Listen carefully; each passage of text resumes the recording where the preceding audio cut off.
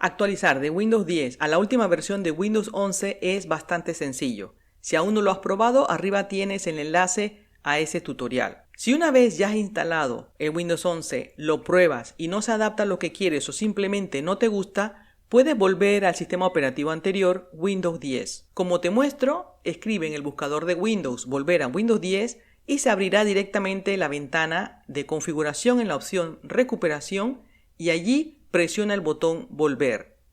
Se abrirá el asistente, en este caso de desinstalación, y solo tienes que seguir los pasos que te solicita.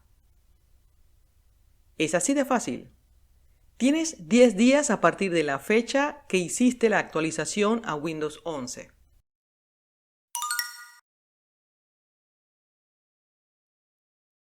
Gracias por apoyar el canal. Espero que esta información te haya sido útil y nos vemos en el próximo vídeo.